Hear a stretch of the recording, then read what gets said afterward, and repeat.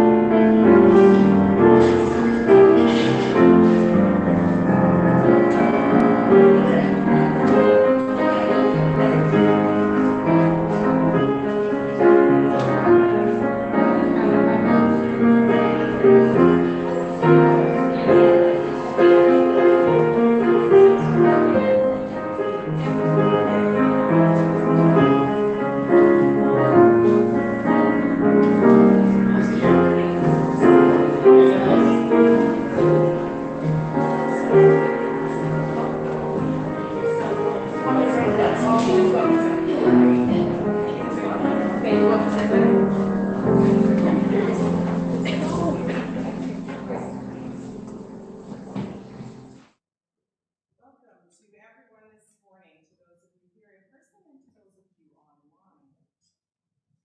We're quite happy to have you today. Oh, I need to turn on the microphone. We're good? Awesome. So once again, welcome to everyone here in person and to all of you online. We are glad to have you here today, however it is that you choose to join us. This is All Saints Sunday, and we are worshiping and celebrating the saints in our lives today. A couple of practical things. The washrooms are just behind the blue bit there, as well as through the annex. And we've got a lot of announcements. So I'm going to pass it over to Hubert to start those, but we're just really glad you're here.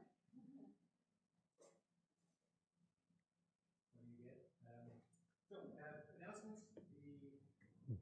The big one is this coming Sunday, the blanket exercise from 1 till 3. Remember, we always do an land acknowledgement, and we say that we are in the process of reconciliation, of educating ourselves. This is a big part of it. This coming Sunday, we'll be doing the blanket exercise from 1 till 3. Snacks and lunch will be included. It's organized by Kairos, and Kairos also will facilitate the whole thing. If you haven't done it before, it basically takes you through the whole process of colonization. What happened when settlers landed here and started to think that this land is ours? And you know, those native people are not that important, that we'll take over. What happened in that process? What happens if you were one of those indigenous peoples? In what corner were you pushed? So that's the experience. It's very interactive. There's lots of movement and conversation. So we both strongly invite you to be there for it this coming Saturday from 1 till 3. It's a big part of decolonization. And like I said, there will be food and drinks, and there will be good company. That's the big one. Then on Tuesday, we'll get together with a few people, hopefully, for some Advent planning. Annika found a wonderful resource that we'll be using. So everything is pretty much in place. We'll just look through the different things that we think, well, that's great for us. Let's pick that, and who's going to do that, and who's going to do this, and who's going to do that. So let's, if you feel like joining us for that, it's 1:30 for about an hour and a half. right here this coming Tuesday. So please be there for that. Then a longer announcement that I got from Hilda, who is pretty much the chair of the refugee. And this is what she writes. As many of you will remember, we sponsored a second Syrian family, the Yusuf family. Father, Abdul Ghani, and mom, Jihan Ossi, arrived last Tuesday together with the 3 children. And I have a few slides of that. This is where we're waiting for them to arrive. And this is the first arrival. Due to COVID restrictions and then a change of venue for our church, because we moved to a different location, we were unable to hold a church family welcome until now. Therefore, we plan to do this on November 20th at the end of our church service. So please join us then to meet our second refugee family, who are no longer refugees, they're now new Canadians, and we'll celebrate that with cake, tea, and coffee. Another part of the announcement is, on the whole, the family has done well, integrating into the community with both older children, Hassan, 7 years, and Helen, 5 years, attending school, and they both love it. The youngest notices how much the other 2 love it, and she wants to go to school as well, even though she's too young for that. Mom and Dad have not had the opportunity to attend English classes as yet because there's such a long wait list. And this has hindered their opportunities for getting to know their community better. And it's also hard for Abdul, the husband, to find work. Right now, he sporadically works as a painter, interior painter. If you or someone you know is willing to provide English training at the family's home during school hours, please get in touch with Hilda or Annika or myself or Connie. English is the first thing that needs to be brought up to level, because without communication, they will continue to struggle making connections and finding work. Although St. John's official financial commitment to the family ends October 31st, that's tomorrow, we maintain a moral commitment to support them. Due to a random CRA audit, the Canada Child Benefits have been temporarily held until the audit has been completed. All papers have been submitted, but it may take up to 60 days for their child benefits to be reimbursed again. In the interim, the family is struggling financially. They will require some financial assistance until their child benefits are reinstated. So therefore, we are turning to you, the congregation, to provide helping with some financial support. We currently have approximately 2,600 in the refugee account to kickstart our ask, and the hope is to raise an additional $7,000 to ensure that there are sufficient funds until the end of this year. Any contributions you could make would be most appreciated. Funds not used will remain in the refugee account for contingencies, but always drawn up. So please think about that. But if you have any questions, is Hilda here today? There she is, yeah, and Jeff. So Hilda is right there. If you have any questions or suggestions, there she is after worship. Those are my announcements. Celebrations, that's just as important, if not more important. I have 2 celebrations. One is Kevin Lamarck, who celebrated his birthday, I think 2 or 3 days ago.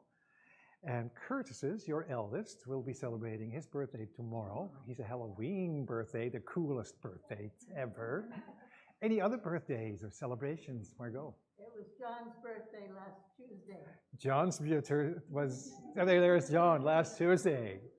Any other things we would like to celebrate?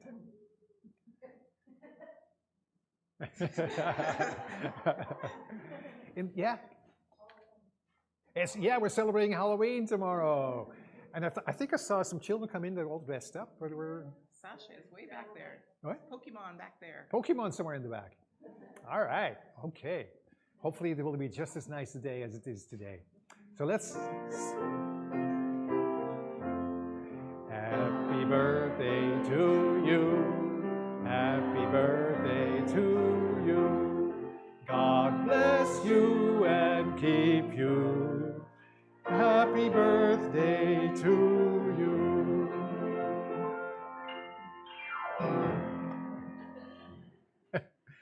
Nicely done, Nancy. Thank you. We got a text from Liz while we were singing. It's Cameron's birthday too. Cameron, birthday. Oh, happy birthday. God bless you, Cameron. As you notice, Ray is still not with us today. He's almost over COVID, as is Judy. And thank you, Nancy, for filling in for him. Today, we are thankful to be live streaming from Mi'kma'ki, the territory governed by the Peace and Friendship Treaties. Our board has committed to working towards reconciliation with First Peoples of Canada by providing resources and educational programs. This is an ongoing commitment, a journey that has only just begun. Together, we strive to live respectfully with those around us, embracing differences to make a difference. Let us remember that we are all treaty people.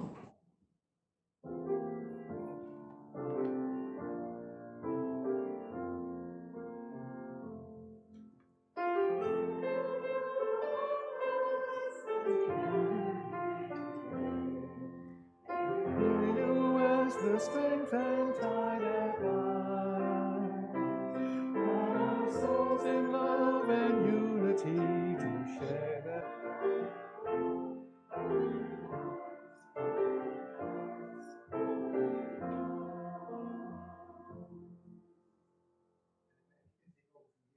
Got some technology in the back. Okay. So, I'll be right back.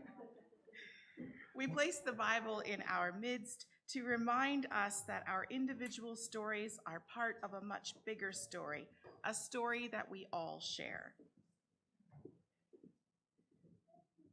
And we light the Christ candle to be reminded of Christ's life and teachings and to be mindful of his presence here.